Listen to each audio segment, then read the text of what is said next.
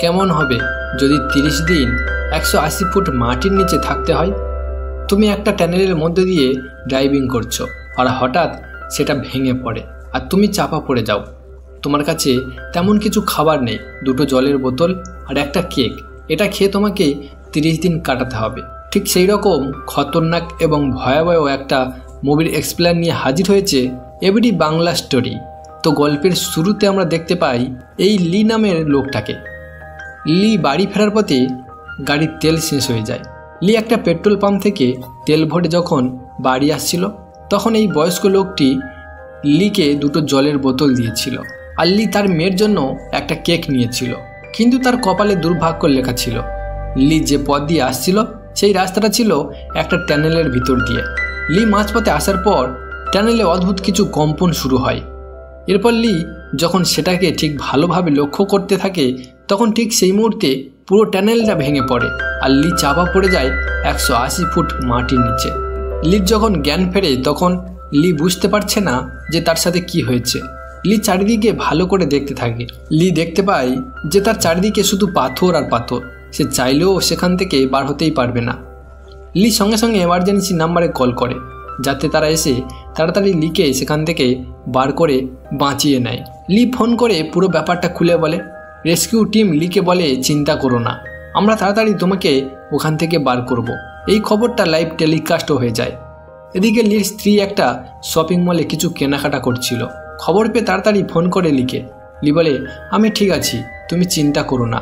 তো এইখানে কথা হলো এমন একটা সিচুয়েশানে কি করে কেউ চিন্তা না করে থাকতে পারবে। যাই হোক, এরপর রেস্কিউ টিমের বলে, লি তুমি চিন্তা করো না, আমরা কাজ শুরু করে দিয়েছি, একটু সময় লাগবে তোমার অবধি পৌঁছাতে। হ্যাঁ, হতে পারে 7 দিন লাগতে পারে, কিন্তু তুমি হাল ছাড়বে না, আমরা অবশ্যই তোমাকে বাঁচাবো।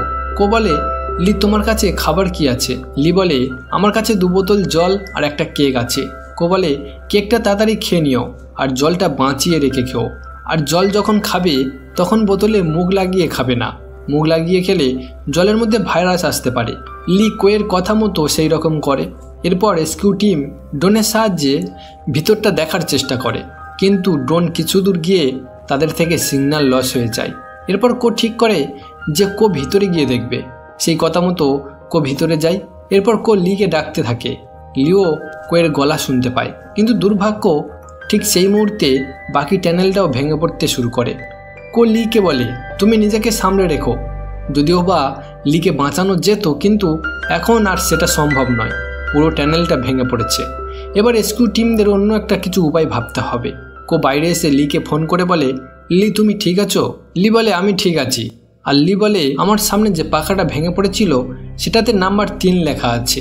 চিফ সেই ড্রয়িং অনুযায়ী সেই এরিয়ার মধ্যে কাজ শুরু করতে বলে। সেই মতো কাজ শুরু হয়। এদিকে লি খুব খিদে পায়। লি সেই 2 বোতল জল থেকে 1 ছিপি করে জল আর 1 টুকরো করে কেক খেয়ে আবার রেখে দেয়, কেননা এছাড়া তার কাছে আর কোনো খাবার নেই। তাই যতদিন না তারা লিকে উদ্ধার করছে, লিকে এইভাবে চালিয়ে যেতে হবে। সব যদি খিদের জোরে খেয়ে ফেলে তাহলে সে বেশি দিন বাঁচবে না। কোনো উপায় না দেখে এইভাবে তাকে থাকতে হবে।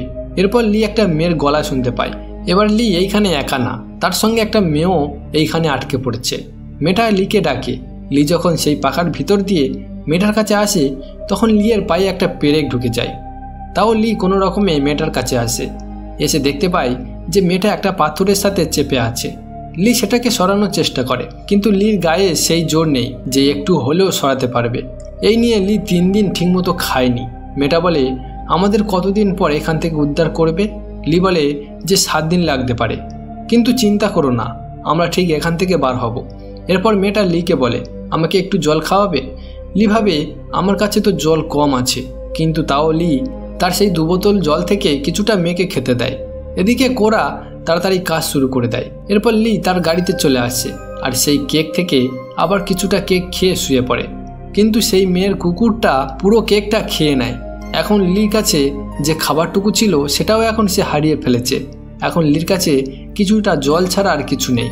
এরপর লি আবার মেয়েটার কাছে আসে, কিন্তু মেয়েটার শরীর পাথরের সাথে এমনভাবে চেপে গেছিল যাতে করে মেয়েটার শ্বাস নিতে কষ্ট হচ্ছিল। মেয়েটা শ্বাস না নিতে পারার কারণে সেখানেই মারা যায়। এরপর লি খুব ভেঙে পড়ে আর যেটুকু জল ছিল সেটাও শেষ হয়ে গেছে। এরপর লিকে ফোন করে আর বলে, টেনশন করো না, আমরা তাড়াতাড়ি তোমার কাছে আসছি তোমাকে বাঁচাতে। আমাদের একটু টাইম লেগে গেল, চিন্তা করো না, আমরা 10 দিনের মধ্যে আমরা তোমাকে ওখান থেকে উদ্ধার করে নেব। কিন্তু 10 দিন পার হওয়ার পর কো লিকে ফোন করে বলে যে আমরা ভুল জায়গায় খনন করেছি। এটা শুনে লি আরও ভেঙে পড়ে। আমাদের আবার নতুন করে কাজ শুরু করতে হবে। এটা শুনে লি স্ত্রী বলে, যা কিছু হয়ে যাক না কেন, তুমি মারা গেলে আমরাও মরে যাব, যে করেই হোক তোমাকে বেঁচে থাকতে হবে। এইখানে একটা কথা বলি, যদি সত্যি আমাদের কাছের মানুষের এইরকম ভরসা পাওয়া যায় তাহলে যে কোনো কাজ করা খুব একটা কঠিন নয়। এরপর কো আবার অন্য জায়গায় কাজ করার জন্য সরকারের কাছে সাহায্য চায়, কিন্তু সরকার বলে যে 1 মাস হয়ে গেছে, আমাদের সাথে তার কোনো কানেকশান নেই, হতে পারে সে মারা গেছে, আর তাকে মৃত ভেবে তার কাজও করে ফেলে সরকার। কিন্তু আমরা এদিকে দেখতে পাই যে লি এখনও তার স্ত্রী মেয়ের কথা ভেবে নিজেকে বাঁচিয়ে রেখেছে। এদিকে আবার কাজ শুরু করার সময় একজন মারাও যায়, তাই সরকার বলে সবথেকে ভালো হবে যে আমরা কাজটা বন্ধ করে দেব। সেই কথা মতো লি স্ত্রী থেকে সঠিক ফেসলা নিয়ে কাজ বন্ধ করে দেওয়া হয়। এরপর একটা ভয়েসমেল করা হয় যে তার স্ত্রী বলে যে আমি জানি না তুমি বেঁচে আছো কি না, আমার বিশ্বাস আছে তুমি এখনও বেঁচে আছো, কিন্তু সবাই বলছে তুমি মারা গেছো, তাই এখন কেউ আর তোমাকে বাঁচাতে আসবে না। রেস্কিউ টিমও তার কাজ করা বন্ধ করে দিয়েছে।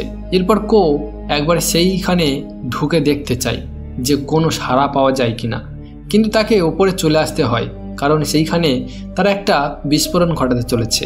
এরপর তারা বিস্ফোরণও ঘটায়, কিন্তু লি শেষবারের মতো গাড়ির হর্ন বাজাতে থাকে।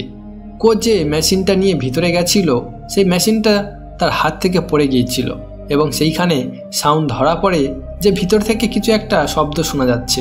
কো বলে এখনই বিস্ফোরণ বন্ধ করো, লি এখনও বেঁচে আছে, এবং সেই কথা মতো বিস্ফোরণ বন্ধ করা হয় আর লিকে বাঁচিয়ে নেয়। আর লিকে যখন ওপরে নিয়ে আসে তখন কোয়ের কানে কানে কিছু একটা বলে, সেটা সবাই শুনতে চায় যে লি কি বলছে সেটা জোরে সবাইকে বলো। তখন কো বলে, তোমরা সবাই একটা আস্ত গাদার দল। আর এইখানে আজকের গল্পটা শেষ হয়ে যায়। তো বন্ধু, কেমন লাগলো কমেন্ট করে বলে যেও। আরও এইরকম রোমাঞ্চকর মুভির এক্সপ্লেন দেখতে আমাদের চ্যানেলকে সাবস্ক্রাইব করে রেখো। ধন্যবাদ।